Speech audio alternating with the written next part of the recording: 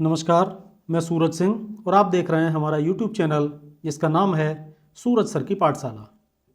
आज हम लोकसभा सामान्य निर्वाचन 2024 से संबंधित श्रृंखला के दूसरे वीडियो के साथ हाजिर हैं।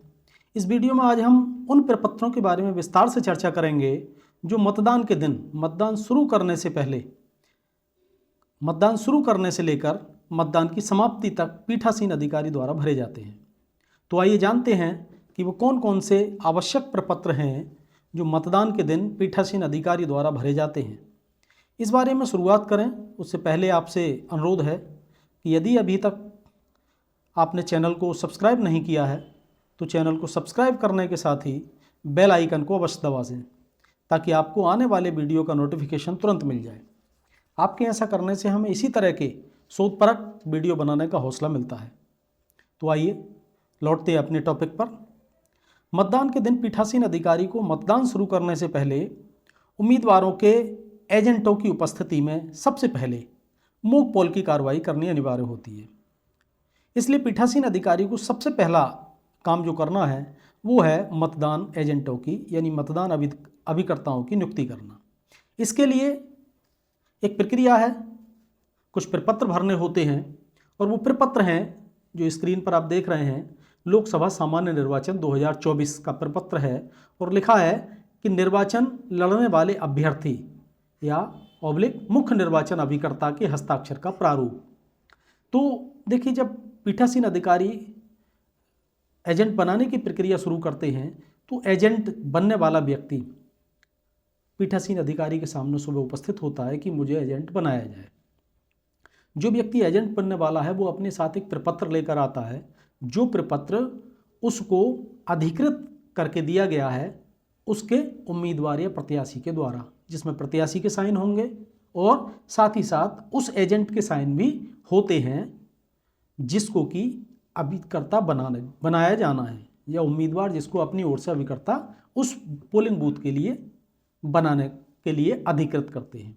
अब जब वो उस प्रपत्र को लेकर आता है, उस प्रपत्र के बारे में देखेंगे अभी हम कि कौन सा प्रपत्र होता है। वो प्रपत्र जब लेकर आता है तो सबसे पहले पीठासीन अधिकारी को ये देखना होता है कि जिस व्यक्ति को अधिकृत करके भेजा है क्या वो वास्तविक रूप से उसी उम्मीदवार का अधिकृत प्रत्याशी का अभिकर्ता है।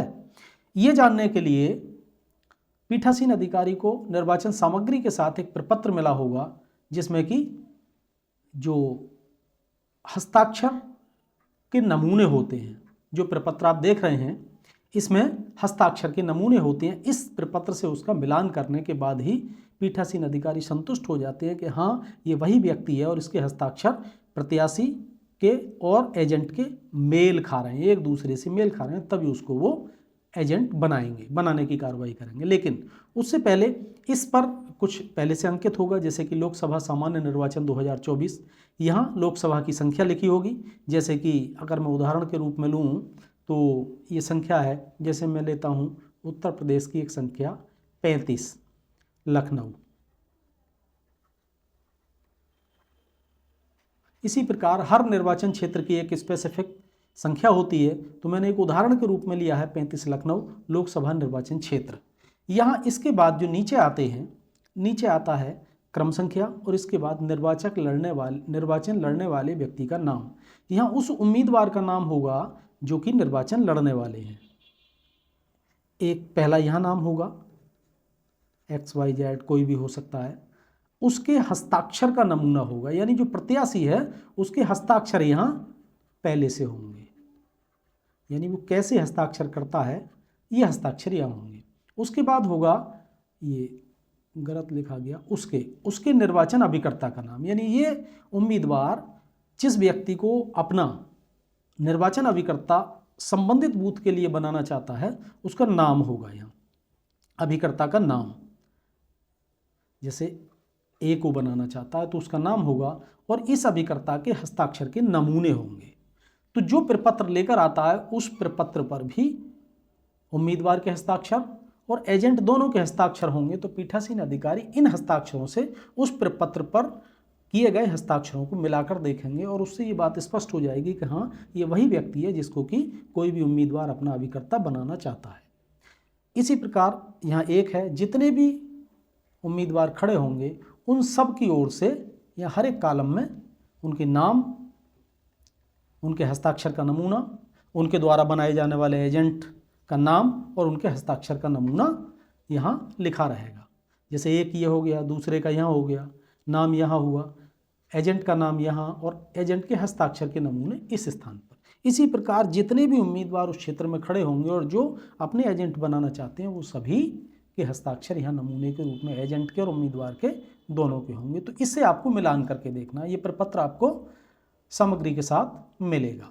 ये वो प्रपत्र है मतदान अभिकर्ता की नियुक्ति का। इस फॉर्म को लेके आएंगे, यहाँ लिखा रहेगा उस व्यक्ति का नाम जो कि एजेंट बनने वाला है, जो कि सबसे पहले यहाँ लिखना है, देखिए निर्वाचन के लिए तो हम लिखेंगे यहाँ लोकसभा, क्योंकि लोकसभा का ही निर्वाचन हो रहा है तो यहाँ लोकसभा के लिए निर्वाचन। अब यहाँ आगे लिखा है मैं यहाँ होगा जिस प्रत्याशी की ओर से वो एजेंट बनने वाला है उसका नाम यहाँ XYZ हमने पहला कंसीडर किया, यानी ये उम्मीदवार है जो चुनाव में खड़ा है, का अभ्यर्थी निर्वाचन अभिकर्ता जो उपयुक्त निर्वाचन में अभ्यर्थी है एतद द्वारा मैं। अब यहाँ आएगा एजेंट का नाम, जिसको वो एजेंट बनाना चाहता है, यहाँ एजेंट का नाम आ जाएगा। तो यहाँ आप एजेंट का नाम लिखेंगे और साथ साथ उसका पता भी लिखेंगे जो उसके ईपिक कार्ड पर यानी वोटर कार्ड पर लिखा हुआ है। अब आगे लिखेंगे मतदान केंद्र संख्या, जिस स्थल पर आप मतदान करा रहे हैं उस मतदान केंद्र की संख्या लिखी होगी। संभव है कि यहाँ एक मतदान केंद्र में मतदेय स्थल कई हों, तो यहाँ मतदान केंद्र की संख्या होगी, ना कि मतदेय स्थल की। बूथ की संख्या नहीं आएगी, मतदान केंद्र की संख्या यहाँ भरी जाएगी। और इसके लिए नियत स्थान यानी वो मतदान केंद्र कहाँ पर बना हुआ है, जैसे कि कहीं विद्यालय है तो जैसे कि प्राथमिक विद्यालय में है, प्राथमिक विद्यालय है। इसी प्रकार और कोई भी स्थान भवन हो सकता है सरकारी, तो उसको लिख देंगे जहाँ पर है वो। और ये लिखने के बाद यहाँ स्थान लिखा होगा, उस स्थान का नाम, तारीख होगी जिस तारीख में चुनाव होना है, और अभ्यर्थी निर्वाचन अभिकर्ता का हस्ताक्षर यानी जो उम्मीदवार है उसके हस्ताक्षर यहाँ हो रहे होंगे। किसके? जो कि चुनाव में खड़ा हुआ व्यक्ति है या उसकी ओर से कोई निर्वाचन अभिकर्ता है। मतदान अभिकर्ता नहीं, उम्मीदवार की ओर से अभिकर्ता एक और होता है जो उसकी ओर से चुनाव की देखरेख करता है, जिसको कि उम्मीदवार ने अधिकृत किया हुआ है, या उसके हस्ताक्षर या स्वयं उम्मीदवार के हस्ताक्षर होंगे जो कि चुनाव में खड़ा हुआ है। और वो जिस व्यक्ति को मतदान अभिकर्ता नियुक्त करना चाहता है उसके हस्ताक्षर यहाँ होंगे। तो इन दोनों यहाँ और यहाँ हुए हस्ताक्षरों को ही हम उस प्रपत्र पर हुए हस्ताक्षरों से मिलाकर देखेंगे जिसकी चर्चा अभी हमने की थी। इसी तरह यहाँ स्थान लिखा होगा और यहाँ वो तारीख लिखी होगी जो मतदान की तारीख है। तो ये सब होने के बाद अब यहाँ लिखा है कि पीठासीन अधिकारी के समक्ष हस्ताक्षरित की जाने वाली मतदान अभिकर्ता की घोषणा, यानी ये साइन तो पहले से होंगे, लेकिन यहाँ मतदान अभिकर्ता के हस्ताक्षर जो होने हैं वो पहले से नहीं होंगे। ये हस्ताक्षर वो उसी दिन पीठासीन अधिकारी के सामने उपस्थित होकर करेगा और पीठासीन अधिकारी अपने सामने हस्ताक्षर कराएंगे। अगर पहले से किए हुए हैं तो एक दूसरे हस्ताक्षर अपने सामने भी करा लें और यहाँ तारीख डाल दें जिस तारीख में मतदान होना है। और उसके बाद पीठासीन अधिकारी यहाँ तारीख लिखेंगे और ये घोषणा होगी कि मेरे समक्ष हस्ताक्षरित, और यहाँ पर पीठासीन अधिकारी अपने हस्ताक्षर कर देंगे। ठीक है, ये प्रपत्र कंप्लीट हो जाएगा और इसके माध्यम से वो निर्वाचन अभिकर्ता बन जाएगा। अब निर्वाचन अभिकर्ता बनाने के बाद अगला काम आता है पीठासीन अधिकारी को मॉक पोल कराना। जब सभी मतदान अभिकर्ता बन जाएं, उनकी उपस्थिति में पीठासीन अधिकारी द्वारा मॉक पोल की कार्रवाई करानी है। मॉक पोल के बारे में हमने पिछले वीडियो में बता दिया है किस प्रकार मॉक पोल कराना है और किस प्रकार से मशीनों को सील करना है, ईवीएम को सील करना है। इसको दिए गए वीडियो को देख सकते हैं, इसका लिंक मैं इसके डिस्क्रिप्शन में लगा दूंगा और आई बटन में भी उसको लगा दिया जाएगा। वहाँ से आप देख सकते हैं कि किस प्रकार मॉक पोल होता है। जब मॉक पोल हो जाएगा तो पीठासीन अधिकारी को मॉक पोल रिपोर्ट तैयार करनी होती है। ये मॉक पोल रिपोर्ट यानी भाग 1 मॉक पोल सर्टिफिकेट बनता है। अब इसमें क्या करना है? निर्वाचन का नाम, निर्वाचन का नाम क्या है? निर्वाचन का नाम है लोकसभा सामान्य निर्वाचन, सामान्य निर्वाचन यहाँ लिख देंगे, ठीक है, क्योंकि ये लोकसभा चुनाव है, और यहाँ लिखेंगे 2024। इसी प्रकार विधानसभा निर्वाचन क्षेत्र, असेंबली सेगमेंट की संख्या और नाम, तो इसको कुछ नहीं लिखेंगे क्योंकि हम लोकसभा का चुनाव करा रहे हैं। फिर आता है लोकसभा निर्वाचन क्षेत्र की संख्या, जैसे कि हमने उदाहरण के रूप में लिया था 35, और कौन सा था, संख्या ये आ गई, और उसका नाम लिखेंगे।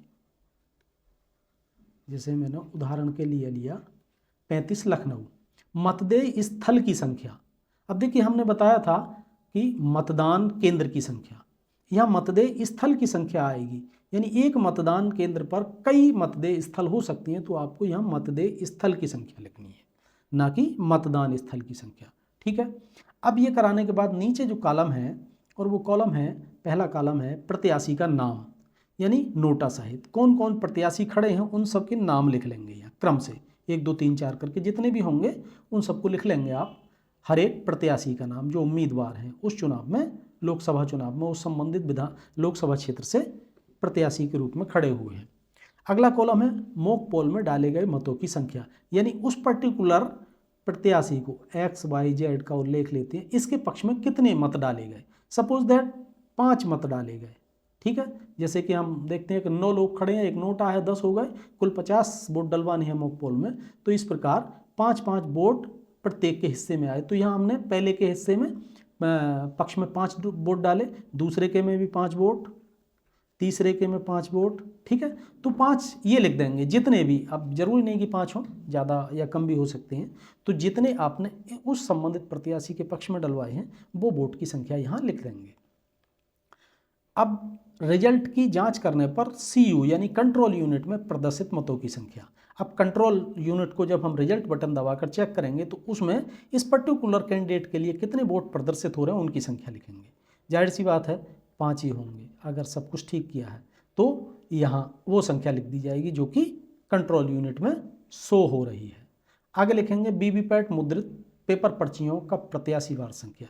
अब इसके साथ ही जो वीवीपैट में पर्चियाँ निकलेंगी, जिनको कि हम ड्रॉप बॉक्स खोल कर निकाल लेंगे, उनमें से छपकर कितनी पर्चियाँ आई उनको भी यहाँ संख्या लिख देनी है, तो स्वाभाविक रूप से ये भी सेम आएगी। अब ये मॉक पोल के बाद कंट्रोल यूनिट में प्रदर्शित रिजल्ट में प्रत्याशीवार प्राप्त मत तथा वीवीपैट से के ड्रॉप बॉक्स से निकली प्रत्याशीवार पर्चियों की संख्या, यानी कॉलम 4 और 5 बराबर हैं या नहीं, ये हमें लिखनी है। तो निश्चित बात है कि हमें हाँ लिखना है कि हाँ दोनों बराबर हैं। और इसके बाद लिखेंगे जो अगला कॉलम है कि पार्टी या निर्दलीय के संक्षिप्त नाम के साथ पोलिंग एजेंट के हस्ताक्षर, यानी इस जो उम्मीदवार है उसका जो पोलिंग एजेंट है उसके यहाँ हम हस्ताक्षर करा लेंगे, ठीक है। तो ये प्रक्रिया हमें अपनानी है इस सर्टिफिकेट को भरने में, और यही प्रक्रिया लगातार सभी प्रत्याशियों के मामले में हम अपनाते जाएंगे। जितने भी उम्मीदवार खड़े होंगे उतने कॉलम होंगे, और ये नोटा के बारे में भी ऐसा ही होगा, ठीक है। नोटा के बारे में भी यही होगा, लेकिन नोटा का कोई एजेंट नहीं तो यहाँ हस्ताक्षर नहीं होंगे। ये प्रमाण पत्र आपको तैयार कर लेना है। अब तैयार करने के बाद क्या करना है, या नीचे कुछ और प्रविष्टियां भरनी है, जैसे कि मॉक पोल डेटा को क्लियर करने के लिए CU का क्लियर बटन दबाया गया तो यहाँ आप हाँ पर टिक कर देंगे और नहीं काट देंगे और यहाँ हाँ लिख देंगे, ठीक है। ये भरेंगे। मॉक पोल के बाद वीवीपैट के ड्रॉप बॉक्स से सभी पर्चियाँ निकाल ली गई हैं, ये भी हाँ। अगला है वीवीपैट के ड्रॉप बॉक्स से सभी पर्चियाँ निकालने के बाद वीवीपैट का खाली ड्रॉप बॉक्स सभी पोलिंग एजेंट को दिखाया गया है, तो इसे भी हाँ टिक कर देंगे और नहीं पर क्रॉस कर देंगे। वास्तविक मतदान से पहले सुनिश्चित करें कि वीवीपैट ड्रॉप बॉक्स में कोई मुद्रित पेपर पर्ची नहीं है और वीवीपैट का खाली ड्रॉप बॉक्स सभी पोलिंग एजेंट को दिखाया गया है। बिल्कुल दिखाया गया होगा तो हाँ करेंगे, बाकी ये नहीं। आपने इनमें सभी में हाँ लिखना है और नहीं को काट देना है। ये एक भाग हुआ इसका। इसके बाद दूसरा जो भाग होगा पेज है उस पर भी कुछ दिया है कि पोलिंग एजेंटों को कुल वोट जीरो दिखाने के लिए कंट्रोल यूनिट का टोटल बटन दबाया गया तो बिल्कुल दबाया गया। इसको भी हाँ करना है आपको, बाकी नहीं काट देना। इसी तरह ये है मॉक पोल के बाद वीवीपैट ड्रॉप बॉक्स से एकत्र प्रत्येक पर्ची पर मॉक पोल स्लिप की मोहर लगाकर सभी पर्चियां काले लिफाफे यानी बायोडिग्रेडेबल अपारदर्शी प्लास्टिक पाउच में सील किया गया है। बिल्कुल इसके लिए भी हाँ लिख देंगे, कर देंगे, और नहीं को काट देंगे। ठीक है। इसके बाद अगला आता है, एक टेबल और बनी दिखाई देगी आपको कि निम्न की उपस्थिति यानी साक्ष्य में मॉक पोल किया गया। यहाँ दिया गया है उन पोलिंग एजेंट के नाम लिखनी है कि जो पोलिंग एजेंट मॉक पोल के समय उपस्थित रहे उनका नाम लिखेंगे यहाँ सभी का क्रम से। उस पार्टी का नाम लिखेंगे जिस पार्टी के उम्मीदवार के वो एजेंट हैं, उस पार्टी का नाम उनके सामने वाले कॉलम में, उम्मीदवार का नाम यानी किस उम्मीदवार के एजेंट हैं उनका नाम लिखेंगे, और अंत में उन एजेंटों के हस्ताक्षर कराएंगे यहाँ। ठीक है, ये काम यहाँ कर लेंगे। इसके बाद अगला जो काम आता है, सीयू पर प्रदर्शित समय भारतीय मानक समय यानी IST से इतने मिनट कम या अधिक है यदि कोई हो, तो यहाँ कुछ नहीं लिखेंगे क्योंकि आपका समय सही होगा। कोशिश करें कि जो कंट्रोल यूनिट पर जो समय प्रदर्शित है वो पहले से ही सेट कर लें। अगर गलत है तो अपने सेक्टर मजिस्ट्रेट के माध्यम से सही करा लें, और ताकि इस लाइन को लिखने की आवश्यकता ना पड़े। ठीक है।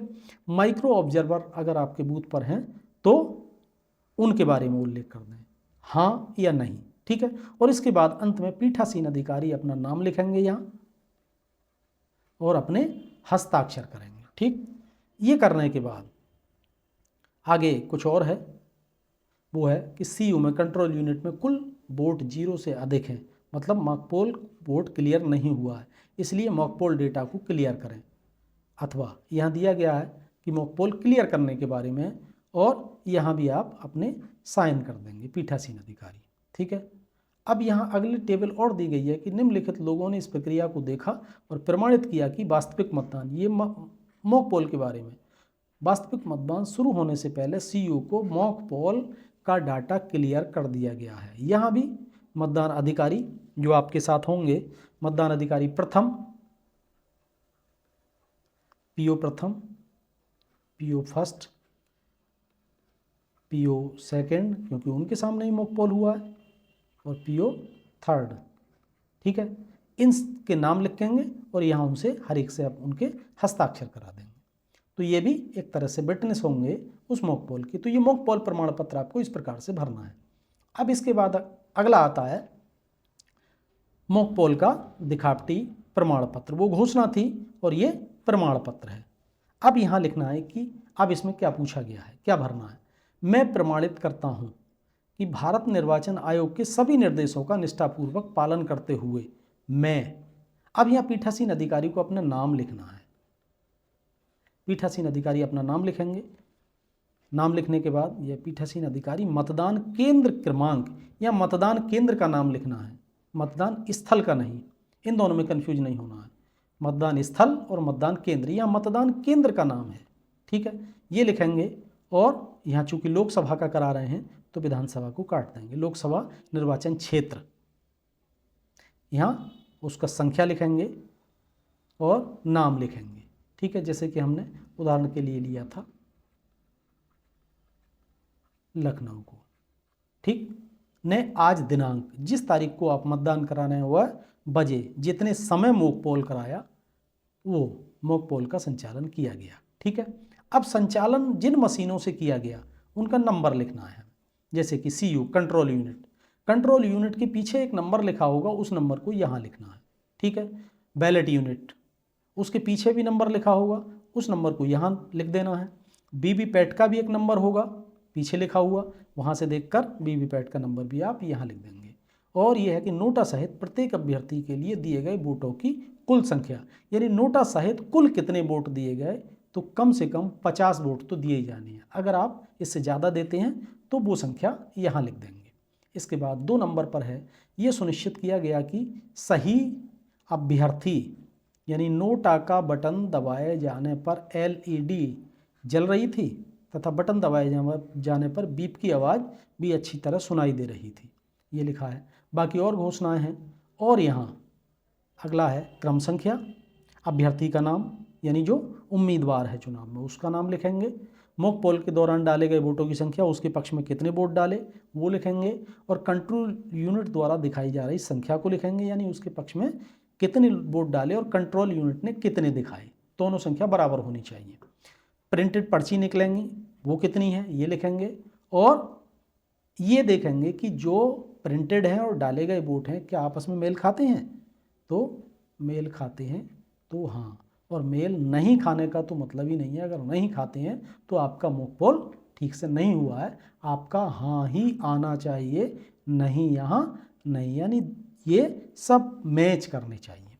ये प्रक्रिया आप लगातार सब प्रत्याशियों की करेंगे के बारे में करेंगे, और नोटा के बारे में भी यही प्रक्रिया अपनाएंगे। ठीक है, तो ये अगला प्रमाण पत्र आपका हुआ, इसमें भी कुछ दिया गया है, डिक्लेरेशन है। अब यहाँ एक छठा नंबर है, यहाँ भी आपको दिनांक, तारीख लिखनी है और समय लिखना है। ठीक, मतदान अभिकर्ताओं के नाम, उनके दल के नाम, अभ्यर्थी का नाम यानी जो उम्मीदवार है जिसकी ओर से वो एजेंट है उनका नाम, और मतदान एजेंट के हस्ताक्षर यहाँ करा लेंगे। ये कराने के बाद अब यहाँ कुछ और भरना है कि मॉक पोल के लिए निर्धारित समय में कोई भी मतदान अभिकर्ता अगर उपस्थित नहीं रहा है तब इसका उपयोग होगा, और उसके अलावा इसको नहीं उपयोग में लेना है, नहीं भरना है। यहाँ अगर माइक्रो ऑब्जर्वर हैं तो उनके भी साइन यहाँ करा लेंगे, और पीठासीन अधिकारी अपना नाम लिखेंगे, अपना हस्ताक्षर कर देंगे, मतदान केंद्र का नाम, क्रमांक और यहाँ नाम लिख देंगे। ठीक है, तो ये प्रमाण पत्र आपका इस प्रकार कंप्लीट हो जाएगा। अब आता है पीठासीन अधिकारी की घोषणा, और ये घोषणा है कौन सी, जब मतदान प्रारंभ करने से पहले की जाने वाली घोषणा। जब आप मॉक पोल के बाद वास्तव में मतदान शुरू कराते हैं उस समय ये घोषणा आपको करनी है, यानी मतदान आरंभ होने से पूर्व पीठासीन अधिकारी द्वारा घोषणा। ठीक, ये आपको करनी है। ये संसदीय विधानसभा निर्वाचन, चूँकि आप संसदीय करा रहे हैं, और तब आप उसका नाम लिख देंगे, जैसे कि हमने उदाहरण के लिए लखनऊ को लिया। ठीक है, वो लिख देंगे। मतदान केंद्र की क्रम संख्या लिखेंगे, और मतदान केंद्र का नाम, यानी जिस स्थान पर आप मतदान करा रहे हैं उस स्थल का नाम। स्कूल है तो स्कूल, या कोई और सरकारी इमारत है या प्राइवेट इमारत है, जो भी हो जहाँ मतदान केंद्र बना हुआ है उसका नाम लिखेंगे, और मतदान की तारीख लिखेंगे। ठीक है, घोषणाएं हैं, ये बाकी पढ़ने की आवश्यकता नहीं है, ये सब है, और ये मतदान के बारे में है, मॉक पोल के बारे में है। यहाँ पीठासीन अधिकारी अपने हस्ताक्षर कर देंगे, और यहाँ मतदान अभिकर्ता यानी जो एजेंट हैं उनके हस्ताक्षर कराएंगे। अब यहाँ लिखा है ये, यहाँ एजेंट का नाम आएगा, यहाँ आपको एजेंट का नाम लिखना है, और यहाँ उस प्रत्याशी का नाम लिखना है जिसकी ओर से वो एजेंट बना है। ठीक है, तो ये करने के बाद अब इसी प्रकार जितने भी एजेंट वहाँ मौजूद हैं उन सब के यहाँ एक एक करके साइन कराने हैं, और यहाँ उनके उम्मीदवार का नाम लिखना है। ठीक है, अब ये करने के बाद नीचे तारीख डालेंगे पीठासीन अधिकारी और अपने हस्ताक्षर कर देंगे। इस प्रकार ये प्रमाण पत्र भी कंप्लीट हो जाता है, जो कि मतदान के पूर्व का है, भाग 1। अब भाग दो का उपयोग सामान्यतः नहीं होगा।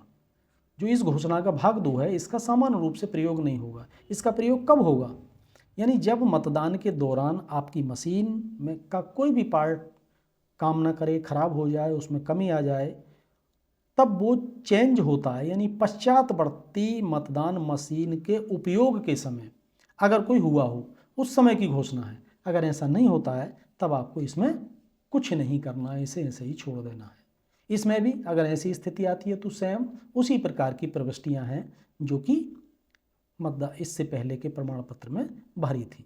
ठीक है, अब आता है मतदाताओं का रजिस्टर।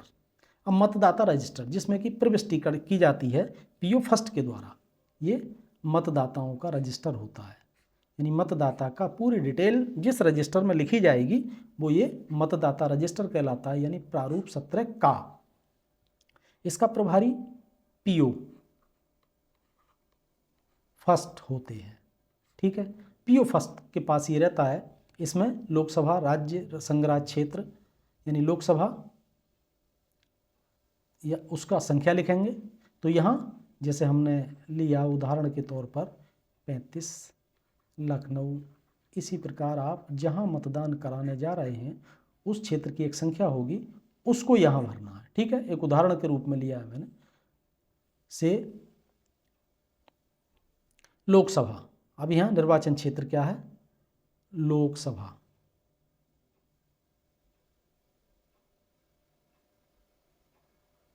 यहाँ लोकसभा लिख देंगे।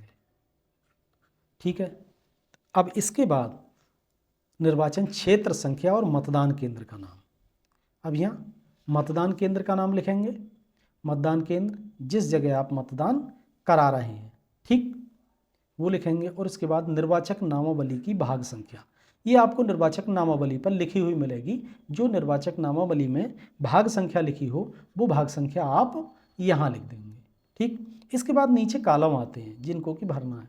निर्वाचक नामावली में निर्वाचक की क्रम संख्या, जो व्यक्ति वोट डालने आता है तो जो वोटर आता है उसकी यहाँ संख्या लिखेंगे, वो देगा पीओ फर्स्ट वोटर लिस्ट में देखेंगे, जिस क्रम पर उसका नाम है वो संख्या लिखेंगे। सपोज दैट उसका नाम 10 नंबर पर है तो 10 नंबर लिख देंगे। वोटर लिस्ट में 10 नंबर के क्रमांक पर है तो 10 नंबर लिख दिया जाएगा। अब वो अपनी पहचान के लिए कुछ दस्तावेज प्रस्तुत करेगा, जैसे कि इलेक्शन कमीशन द्वारा प्रदान किया गया ई पिक कार्ड जो कि वोटर कार्ड है, तो वहाँ वो ई पिक लिख देंगे इसको। ठीक है, जब ई पिक लिखेंगे तो इसके आगे कुछ उसका नंबर नहीं डालना है, क्योंकि नंबर यहाँ ऑलरेडी प्रिंटेड होगा वोटर लिस्ट में, तो ये लिखने की जरूरत नहीं है। ठीक, यहाँ निर्वाचक के हस्ताक्षर या अंगूठे के निशान ले लिए जाएंगे, उसके हस्ताक्षर करा दिए जाएंगे। और यहाँ टिप्पणी में अगर कोई विशेष स्थिति नहीं है तब टिप्पणी में कुछ नहीं लिखेंगे। इसी प्रकार दूसरा वोटर आता है जिसका क्रम है 70 नंबर, उसका क्रम लिख दिया।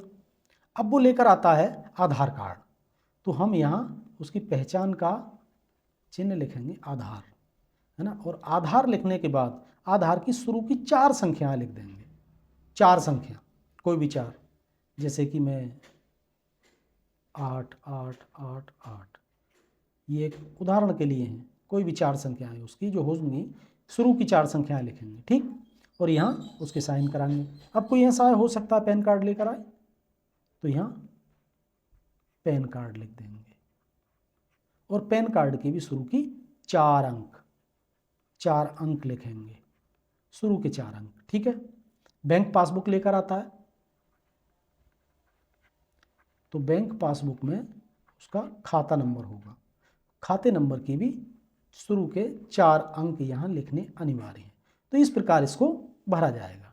ठीक है, ये लगातार पूरे समय, पूरे चुनाव के दौरान, पूरे मतदान के दौरान सुबह से शाम तक ये रजिस्टर में एंट्री होती रहेंगी। और अंत में जब मतदान समाप्त हो जाए या उसी समय हाथों हाथ यहाँ तारीख लिखते जाएं और पीठासीन अधिकारी अंत में अपने हस्ताक्षर कर देंगे प्रत्येक पेज पर। ठीक, तो ये हमारा मतदाता का रजिस्टर है। अगला जो प्रपत्र आता है और वो प्रपत्र है नियम 49MA के तहत घोषणा। ये मतदाता का घोषणा पत्र होता है, इसको भरा जाता है। अब ये कब भरा जाता है इसको देखते हैं कि जिस व्यक्ति को मतदाता आता है और वो कहता है कि जिसे वोट दिया था मैंने, उससे दूसरे की पर्ची प्रिंट हो रही है वीवीपैट से, या मैं जिसको वोट दे रहा हूँ उसको नहीं गया, दूसरे को वोट जा रहा है, ऐसा वो दावा करता है, तब ये घोषणा पत्र उसकी ओर से भरवाया जाता है, जो कि नियम 49MA के तहत है। ठीक है, तो अब इसमें क्या करेंगे हम, अब ये देखेंगे कि सामान्य निर्वाचन है तो ये सामान्य निर्वाचन है, उप निर्वाचन नहीं है, उसका नाम लिख देंगे हम संसदीय क्षेत्र का। संसदीय विधानसभा नहीं है तो संसदीय निर्वाचन क्षेत्र का क्रमांक लिखेंगे, उसका नाम लिखेंगे, मतदान केंद्र की संख्या लिखेंगे और उसका नाम लिखेंगे। अब उसके बाद क्या है, उसके बाद जो इसमें लिखा हुआ है ये सब उस मतदाता को हम बता देंगे कि भाई तुम झूठ बोल रहे हो। अगर आपकी बात झूठी निकली तो आपके खिलाफ इन सब धाराओं में, जैसे कि रिप्रेजेंटेशन ऑफ पीपल एक्ट 1951 की धारा 26 के तहत कार्रवाई होगी, आप पर जुर्माना हो सकता है 1000 रुपये तक का, और आपको दंडित किया जा सकता है IPC की धारा 177 के तहत, ये सब बता देंगे। इन सब के बाद भी वो अपनी बात पर अडिग रहता है, तब उससे यहाँ साइन कराएंगे या अंगूठे के निशान लेंगे, उसका नाम लिखेंगे, यहाँ उसके पिता का, माता का, पति का नाम लिखेंगे। मतदाता सूची की भाग संख्या लिखेंगे, जिस सूची में उसका नाम है, और उक्त भाग में मतदाता का क्रमांक यानी किस क्रम पर वो मतदाता है वो लिखेंगे। और मतदाता रजिस्टर में का जो क्रमांक है, जिस नंबर पर फॉर्म 17A में, रजिस्टर 17A में उसका नाम लिखा, उसकी क्रम संख्या लिखेंगे और तारीख लिख देंगे। ठीक है, ये भरवाने के बाद फिर ये बात सुनिश्चित करेंगे क्या वो जो कह रहा है उसकी बात सही है। अगर उसकी बात ठीक नहीं है तो उसके खिलाफ कार्रवाई के लिए आगे प्रक्रिया शुरू करेंगे, और अगर ठीक है तो फिर उसको वोट डलवाया जाएगा और उसके बारे में अग्रिम कार्रवाई होगी। और इस प्रकार से ये जो घोषणा है यहाँ तारीख डाल देंगे और पीठासीन अधिकारी अपने हस्ताक्षर कर देंगे। ठीक है, तो ये एक रेयर मामला है, अक्सर सामान्य रूप से ऐसा होता नहीं है, ये रेयर मामला है, लेकिन पता होना चाहिए कि अगर ऐसी स्थिति उत्पन्न हो जाती है तब आपको इसका उपयोग करना है। ठीक है, इसके बाद अगला प्रपत्र आता है, और अगला प्रपत्र है ऐसे मतदाता जिनका नाम वोटर लिस्ट से अनुपस्थित है, स्थानांतरित में है या मृत सूची में है, यानी ASD, इसको कहा जाता है ASD वोटर, यानी एब्सेंट,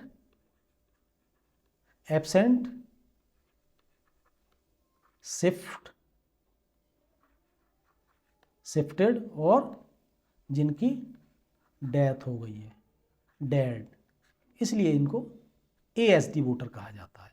अब मान लीजिए वोटर लिस्ट में ये ASD के रूप में है, वोटर लिस्ट के साथ एक अलग से पीछे पूरक अनुपूरक सूची होगी, उसमें इनका नाम होगा जो अनुपस्थित हैं, स्थानांतरित हो गए हैं या मृत हो चुके हैं। अब जो इस सूची में नाम है लेकिन बाद में वो आते हैं कि साहब मैं तो यहाँ हूँ और वोट डालना चाहता हूँ, तब आप क्या करेंगे, उनको वोट डलवाएंगे। लेकिन उनको वोट डलवाने से पहले उनसे ये घोषणा पत्र भरवाया जाना है। ठीक है, इसमें क्या भरवाना है, यहाँ लिखा है कि मैं सत्यनिष्ठापूर्वक घोषणा करता हूँ या करती हूँ कि मैं वही व्यक्ति हूँ जिसका नाम, अपना नाम लिखा जाएगा, जिसका नाम उस लोकसभा क्षेत्र में, यानी लोकसभा क्षेत्र का नाम लिखेंगे। यहाँ विधानसभा क्षेत्र लिखा है, विधानसभा क्षेत्र का भी नाम लिखेंगे क्योंकि वो निर्वाचक नामावली में दिया होगा। और इसके बाद यहाँ जनवरी माह की प्रथम आहारकारी तिथि यानी 2024 के भाग क्रमांक, मतदाता सूची का क्रमांक लिखेंगे, भाग संख्या लिखेंगे, मैं दर्ज है और मुझे ज्ञात है कि निर्वाचन के दौरान प्रतिरूपण IPC की धारा 171D के तहत चुनाव अपराध है। ये घोषणा कराने के बाद उससे वोट डलवा देंगे और उसके यहाँ साइन कराएंगे, उसका नाम लिखेंगे और पीठासीन अधिकारी इसके नीचे अपने हस्ताक्षर भी कर देंगे और साथ साथ मतदान केंद्र का नाम और क्रमांक लिखेंगे और तारीख भी लिख देंगे। इस तरह से ये प्रमाण पत्र उनके संबंध में, ASD वोटर्स के संबंध में भरवाना है। अब अगला आता है मतदाता अभिकर्ता स्थानापन्न सीट, मतदाता अभिकर्ता स्थानापन्न अभिकर्ता गतिविधि सीट। अब देखिए एक बात है कि जो जितने भी मतदान अभिकर्ता आपने एजेंट बनाए हैं वो पोलिंग बूथ में रहेंगे, ऐसी जगह जहां से वो पहचान कर पाएँ वोटर्स की, लेकिन संभव है कि उन्हें बीच बीच में अपने किसी आवश्यक कार्य से पोलिंग बूथ से बाहर जाना पड़े। तो ऐसी स्थिति में उनके बाहर जाने और दोबारा से आने की सारी गतिविधियों को इस सीट में नोट किया जाता है, उसका विवरण लिखा जाता है। तो यहाँ सबसे पहले क्या लिखेंगे, संसदीय विधानसभा क्षेत्र का क्रमांक और नाम आएगा इस कॉलम में। ठीक है, इसके बाद विधानसभा खंड का क्रमांक, विधानसभा का संख्या यानी वो लोकसभा क्षेत्र जिस विधानसभा के अंतर्गत है उसका नंबर लिखेंगे, अभ्यर्थी का नाम, संबंधित वो जो एजेंट है वो किस उम्मीदवार का एजेंट है उसका नाम लिखेंगे, उम्मीदवार का नाम, जिस राजनीतिक दल से है उस दल का नाम लिखेंगे और मतदान अभिकर्ता यानी जो एजेंट है स्थानापन्न अभिकर्ता का नाम यानी उस एजेंट का नाम लिखेंगे। वो एजेंट किस समय पोलिंग बूथ में प्रवेश किया उसने वो समय लिखेंगे यहाँ, उसके हस्ताक्षर कराएंगे और किस समय वो पोलिंग बूथ से गया वो समय और उसके बाद उसके हस्ताक्षर कराएंगे। ये गतिविधि के लिए ये सीट का उपयोग किया जाएगा और अंत में नीचे पीठासीन अधिकारी अपने हस्ताक्षर कर देंगे। ठीक, इसके बाद जो अगला प्रपत्र आता है जिसको कि आपको भरना है वो प्रपत्र है थाना अधिकारी यानी एसएचओ को शिकायती पत्र। देखिए कुछ परिस्थिति ऐसी होती है, कुछ उपद्रवी लोग पोलिंग बूथ में कुछ उपद्रव करते हैं या फर्जी वोट डालते हैं, इस तरह की स्थितियां पैदा होती हैं, तो पीठासीन अधिकारी पुलिस कार्रवाई के लिए संबंधित क्षेत्र के थाना अधिकारी यानी एसएचओ को एक कौन सा प्रपत्र भर के भेजेंगे उसका उल्लेख किया है। यहाँ थाना अधिकारी वो क्षेत्र का नाम लिख जाएगा, विषय यानी विषय के बारे में या उस संसदीय क्षेत्र का नाम लिखेंगे आप, और उसकी संख्या, मतदान केंद्र की संख्या और उसका नाम, मतदान केंद्र का नाम। यहाँ प्रतिरूपण यानी गलत तरीके से वोट डालने की स्थिति अगर आती है उसके लिए है। मतदान की तारीख यहाँ लिख देंगे। अब यहाँ उस व्यक्ति का जो मतदान में व्यवधान पैदा कर रहा है या फर्जी वोट डाल रहा है उसका नाम लिखेंगे। यहाँ उसका नाम, पिता का नाम और उसका पता, यहाँ पता जहाँ का वो रहने वाला है वो लिखेंगे। और इसके बाद आक्षेप किया है कि श्री के सुपुर्द किया जा रहा है, यानी किसी एक व्यक्ति के इनके सुपुर्द इसको किया जा रहा है उसका नाम लिखेंगे। और उस व्यक्ति ने फला होने का यानी किसी दूसरे के स्थान पर वोट डालने आया है, तो जिस व्यक्ति के स्थान पर वोट डालने आया है उसका नाम लिखेंगे कि इसका होने का अपने आप को पेश किया कि मैं वो हूँ झूठा, उसका नाम लिखेंगे जिसकी जगह वो बनकर आया है। और जिसका नाम निर्वाचन क्षेत्र यानी उस निर्वाचक नामावली के भाग संख्या के क्रम संख्या कितने पर दर्ज है, ये सारी स्थिति, सारी प्रविष्टियाँ भरने के बाद पीठासीन अधिकारी यहाँ अपने हस्ताक्षर कर देंगे। और यहाँ स्थान जो मतदेय स्थल है और तारीख जिस तारीख को है, और इसकी प्रतिलिपि रिटर्निंग ऑफिसर को और संसद विधानसभा क्षेत्र के रिटर्निंग ऑफिसर या संसदीय निर्वाचन क्षेत्र के रिटर्निंग ऑफिसर को भी भेज देंगे एक प्रति, यहाँ पीठासीन अधिकारी हस्ताक्षर करके। अगर ऐसी स्थिति आती है, प्रयास ये किया जाए कि इस तरह की स्थिति ना आए, और वहाँ वाहक को लेकर भेज देंगे और वहाँ से जो प्राप्ति होगी प्राप्ति का ये प्रमाण होगा। ठीक है। इसके बाद अगला आता है निर्वाचक द्वारा उसकी आयु के संबंध में घोषणा का प्रारूप।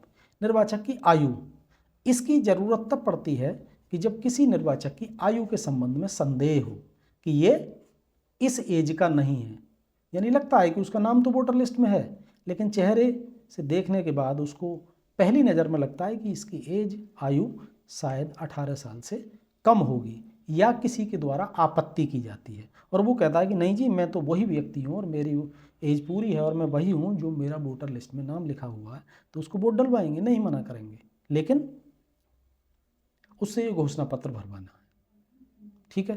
तो यहाँ लिखेंगे 2024। अब उस वर्ष की 2024 की 1 जनवरी को वो 18 साल का हो गया इस बात की घोषणा करेगा, अपने यहाँ साइन करेगा या अंगूठा लगाएगा, अपना नाम, उसका नाम लिखेंगे, उसके माता पिता माता या पति का नाम लिखेंगे, निर्वाचक नामावली की भाग संख्या लिखेंगे, निर्वाचक की क्रम संख्या लिखेंगे और तारीख लिखेंगे जो कि मतदान की तारीख है। और नीचे पीठासीन अधिकारी अपने हस्ताक्षर कर देंगे, मतदान केंद्र की संख्या लिखेंगे, नाम लिखेंगे और तारीख लिख देंगे। तो इस प्रकार ये भरने के बाद उसको वोट डालने दिया जाएगा। ठीक, ये परफॉर्मा था इनके संबंध में। अगला जो परफॉर्मा है ये शुल्क की रसीद है। इसका उपयोग तब किया जाएगा जब कोई व्यक्ति किसी को चैलेंज करता है कि नहीं जी ये फला व्यक्ति नहीं है, ये दूसरे के स्थान पर वोट डालने आया है, तब उसके लिए जो चैलेंज करता है उससे 2 रुपये की फीस ली जाएगी और उसे बता दिया जाएगा कि अगर आपकी बात झूठी निकली तो आपके ये 2 रुपये जब्त कर लिए जाएंगे और अगर सही हुई तो ये आपको वापस कर दिए जाएंगे और जिसके संबंध में आप आपत्ति कर रहे हैं उस व्यक्ति के खिलाफ कार्रवाई की जाएगी, कानूनी कार्रवाई। तो यहाँ उस अभ्यर्थी का नाम लिखा जाएगा, यानी जो चैलेंज करता है उसका नाम, तारीख, पीठासीन अधिकारी मतदान यहाँ साइन करेंगे, मतदान केंद्र के लिए संख्या लिखी जाएगी विधानसभा निर्वाचन क्षेत्र का और उससे 2 रुपये ले लिए जाएंगे। इसके बाद इस बात की छानबीन की जाएगी कि जिसके बारे में आपत्ति की गई है क्या वो आपत्ति सही है। अगर आपत्ति सही है तो उसके ये पैसे वापस कर दिए जाएंगे 2 रुपये और संबंधित व्यक्ति को पुलिस के सुपुर्द कर दिया जाएगा। और अगर उसकी आपत्ति गलत है तो ये 2 रुपये जब्त कर लिए जाएंगे और उस व्यक्ति को वोट डालने दिया जाएगा जिसके संबंध में आपत्ति की जाती है। अगर ऐसी स्थिति आती है तब इस पर्ची का इस्तेमाल किया जाएगा, जो 2 रुपये का शुल्क लेने के लिए। ठीक, नेक्स्ट अगला जो प्रपत्र है वो है उन मतदाताओं के संबंध में जिन्होंने आयु के बारे में घोषणाएं की हैं। यानी बहुत से मतदाता हो सकते हैं कि जिन्होंने अपनी आयु के बारे में घोषणा की है, एक से अधिक हो सकती हैं। उन सबका सम्मिलित विवरण इसमें लिखकर पीठासीन अधिकारी को अंत में जमा करना है समस्त सामग्री के साथ। तो सबसे पहले यहाँ लिखना है निर्वाचन क्षेत्र का संख्या और नाम। ठीक है, जैसे लोकसभा है तो यहाँ लोकसभा लिखा जाएगा। यहाँ लोकसभा लिख दिया, उसका संख्या आ गया के लिए, यानी लोकसभा 35, और निर्वाचन क्षेत्र का नाम जैसे कि हमने लिखा उदाहरण के लिए लखनऊ के लिए निर्वाचन मतदान स्थल की संख्या, यानी जहाँ वोट करा रहे हैं मतदान स्थल की संख्या है और उसका नाम लिख देंगे। ठीक है, अब उन मतदाताओं का नाम जिन्होंने आयु के संबंध में घोषणाएं की हैं, एक एक करके सभी का नाम यहाँ आ जाएगा। ठीक है, उनकी निर्वाचक नामावली की भाग संख्या और क्रम संख्या यहाँ लिखी जाएगी जो उनसे संबंधित होगी, और निर्वाचक नामावली में दर्ज आयु यानी कितनी एज लिखी है वो हम लिखेंगे, और पीठासीन अधिकारी द्वारा जो निर्धारित आयु है यानी क्या आकलन की गई उसका यहाँ उल्लेख करना है। ठीक, अब बहुत सारे ऐसे मतदाता हो सकते हैं जो अपनी आयु के बारे में तो कह रहे हैं कि मेरी आयु है पूरी, लेकिन वो साइन और घोषणा पत्र करने से मना करते हैं। तो उनका भी लिखा जाएगा कि कौन ऐसे मतदाता हैं जिन्होंने कि घोषणाएं करने से मना कर दिया, इनकार कर दिया, उनके बारे में सारा विवरण उसी प्रकार लिखा जाएगा जैसे कि इससे ऊपर हमने देखा था। तो इस तरह इसको भरना है। अंत में पीठासीन अधिकारी अपने हस्ताक्षर कर देंगे और यहाँ तारीख लिख देंगे। ठीक, नेक्स्ट आता है अंधे या शिथिलांग जो मतदाता हैं उनके संबंध में। अंधे या शिथिलांग निर्वाचन के साथी की घोषणा होगी।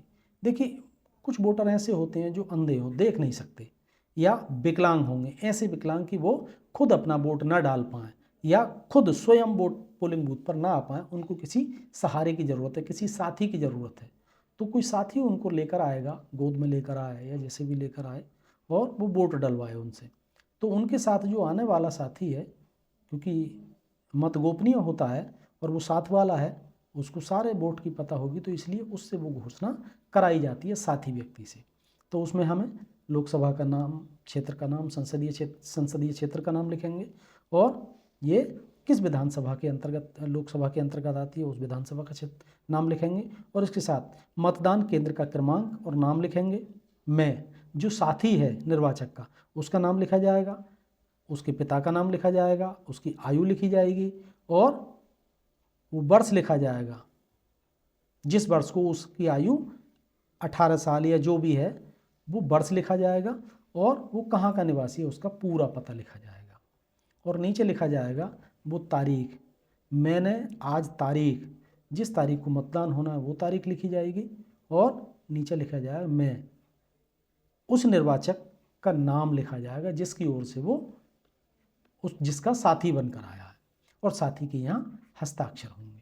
ठीक है, ये घोषणा उस साथी की ओर से हो जाएगी जो किसी मतदाता अंधे या शिथिलांग यानी विकलांग मतदाता को मदद करने के लिए उसके साथी के रूप में आता है। अगला जो प्रपत्र है वो है पीठासीन अधिकारी की रिपोर्ट। अब पीठासीन अधिकारी की रिपोर्ट ये किस बाबत है, किस संबंध में है, ये हम देखें। तो ये है भाग 3, पीठासीन अधिकारी की रिपोर्ट का भाग 3। 2 भाग हमने पहले देख लिए, और ये है मतदान पूरा होने के बाद क्लोज बटन को दबाया जाना। किसका क्लोज बटन? कंट्रोल यूनिट का, सीयू का। मतदान समाप्त होने के बाद कंट्रोल यूनिट का क्लोज बटन दबाया जाना बहुत ज़रूरी है। उसके संबंध में पीठासीन अधिकारी की घोषणा है, उसकी रिपोर्ट है ये। यानी मॉक पोल मतदान के दौरान और मामले यानी स्थिति के आधार पर मतदान पूरा होने के बाद भरा जाना है। ये जब मतदान पूरा हो जाए तभी ये भरा जाना होगा। इसमें क्या लिखना है? निर्वाचन का नाम। तो निर्वाचन का नाम क्या है? लोकसभा ये हमारा है सामान्य निर्वाचन, लोकसभा सामान्य निर्वाचन कौन सा है 2024, तो ये भरेंगे। विधानसभा निर्वाचन क्षेत्र या असेंबली सेगमेंट की संख्या अगर ज्ञात हो तो वो लिख देंगे, नहीं ज्ञात तो कोई ज़रूरत नहीं है। लोकसभा निर्वाचन क्षेत्र की संख्या और नाम, यानी जिस संसदीय क्षेत्र के लिए हम चुनाव करा रहे हैं उसका संख्या लिखा जाएगा। जैसे हमने उदाहरण के रूप में लिया 35 लखनऊ, लिए जहां आप जा रहे हैं उसका अलग होगा, वही लिख देंगे। मतदेय स्थल की संख्या, अब यह मतदान केंद्र की नहीं, मतदेय स्थल बूथ नंबर लिखना है आपको, ठीक है। हो सकता है बूथ नंबर और मतदान स्थल एक ही हो, अगर एक ही बूथ बना है उस कैंपस में, उस मतदान केंद्र पर, अगर उस मतदान केंद्र पर एक से अधिक मतदेय स्थल हैं तो सबकी संख्या अलग अलग होगी। इस बात का आपको ध्यान रखना है। और नीचे क्या करना है, मतदान अधिकारी का नाम और पद नाम। मतदान अधिकारी यानी पीओ फर्स्ट का नाम, उसके साइन, पीओ सेकंड का नाम, उनके हस्ताक्षर, और पीओ थर्ड के नाम और पदनाम, उनका पदनाम भी किस विभाग से हैं, उसमें किस पद पर हैं वो भी लिखना है अपना विवरण उनको, और यहाँ हस्ताक्षर करने हैं, ठीक है। इसके बाद पोलिंग एजेंट का भी नाम लिखना है, जितने भी पोलिंग एजेंट हैं उनकी पार्टी का नाम, उम्मीदवार जिसकी ओर से है उसका नाम और उनके हस्ताक्षर। ये सभी का कराने के बाद पीठासीन अधिकारी अपना नाम लिखेंगे और अपने हस्ताक्षर कर देंगे। तो इस प्रकार ये क्लोज बटन से संबंधित जो रिपोर्ट है वो कंप्लीट। अब मतदान अंत हो चुका है, समाप्त हो चुका है, उसकी भी घोषणा पीठासीन अधिकारी को इस प्रपत्र में करनी है, यानी मतदान के अंत में घोषणा करनी है। तो यहाँ सब लिखा है, ये पूरा दिया गया है, और यहाँ तारीख लिखेंगे, समय लिखेंगे, किस समय मतदान की समाप्ति की, शाम को, वैसे मोस्टली 6 बजे का समय है, तो और उसके बाद हस्ताक्षर कर देंगे पीठासीन अधिकारी, और नीचे मतदान अभिकर्ताओं के भी हस्ताक्षर कराने हैं, या मतदान एजेंट के साइन, और जिस उम्मीदवार की ओर से वो एजेंट हैं उस उम्मीदवार का नाम लिखा जाना है। तो जितने भी एजेंट हैं उन सभी के यहाँ हस्ताक्षर कराए जाने हैं। और बाद में कुछ ऐसे एजेंट हो सकते हैं कि जो साइन करने से मना कर दें, उनके नाम यहाँ लिखने हैं। और इसके बाद अगर कोई नहीं है ऐसा इनकार करने वाला तो इसको खाली छोड़ देंगे। मतदान की तारीख लिखेंगे, मतदान समाप्ति का समय लिखेंगे और पीठासीन अपने हस्ताक्षर करेंगे। तो इस प्रकार ये प्रपत्र भी आपका कंप्लीट हो चुका है। अब अगली बात आती है जो ईवीएम है उसको सीलबंद करने की बात। तो सीलबंद कर दिया, और सीलबंद करने के पश्चात मतदान के संबंध में पीठासीन अधिकारी की घोषणा होती है। तो इसको भरेंगे, यहाँ पीठासीन अधिकारी अपने साइन करेंगे, यहाँ तारीख डालेंगे और यहाँ समय डालेंगे, और मतदान अभिकर्ताओं के भी यानी एजेंट के भी साइन कराएंगे इस पर भी, यहाँ मतदान एजेंट के साइन या उनके उम्मीदवार का नाम, इसी प्रकार सभी एजेंट के नाम लिख देंगे। अगर कोई इनकार करता है तो उसके लिए ये नीचे का कॉलम है, इसमें इनकार करने वाले एजेंटों के नाम लिख देंगे, और यहाँ दिनांक यानी तारीख और पीठासीन अधिकारी अपने हस्ताक्षर करेंगे। तो इस प्रकार ये आपका प्रपत्र मतदान समाप्ति का अंतिम प्रपत्र होगा। अब मतदान के दौरान कुछ ऐसे प्रपत्र हैं जो बहुत ज़रूरी हैं, जिनमें एक है पीठासीन डायरी। बहुत महत्वपूर्ण दस्तावेज है जो मतदान के दौरान तैयार किया जाता है। पीठासीन डायरी ये 2 प्रकार की होंगी, एक छपी हुई और दूसरी सादा। इन दोनों ही पीठासीन डायरियों को पीठासीन अधिकारी द्वारा भरना है। और मतदान के बाद दूसरा प्रपत्र जो बहुत महत्वपूर्ण है जिसको तैयार करना है वो है मतपत्र लेखा तैयार करना। ठीक है, मतपत्र लेखा और पीठासीन डायरी ये बहुत महत्वपूर्ण प्रपत्र हैं। तो इनको किस प्रकार भरेंगे ये इस वीडियो में समाहित करना कठिन काम है, क्योंकि इनके बारे में पृथक से बात करनी बहुत ज़रूरी है, क्योंकि ये बहुत सावधानी से भरे जाएंगे। इसलिए इन दोनों को किस प्रकार भरें, यानी पीठासीन की डायरी जो छपी हुई और सादी दोनों हैं, और मतपत्र लेखा, इसके बारे में हम अगले वीडियो में चर्चा करेंगे। और आज के वीडियो में जिन प्रपत्रों को भरने के बारे में हमने चर्चा की और बताया है, उनका आप अभ्यास करिए, अच्छे से उनको देख लें, ताकि मतदान के दिन आप इनको बहुत अच्छी से आसानी से भर पाएँ। और आपको ये वीडियो कैसा लगा हमें कमेंट करके ज़रूर बताएं। वीडियो अच्छा लगा हो तो लाइक करें, शेयर करें, और अगर अभी तक आपने चैनल को सब्सक्राइब नहीं किया है तो चैनल को सब्सक्राइब करने के साथ ही बेल आइकन को अवश्य दबा दें, ताकि आपको आने वाले नए वीडियो का नोटिफिकेशन तुरंत मिल जाए। तो मिलते हैं अगले वीडियो के साथ, जिसमें पीठासीन अधिकारी की डायरी और मतपत्र लेखा को भरने के बारे में बताया जाएगा। बने रहिए तब तक हमारे साथ। नमस्कार।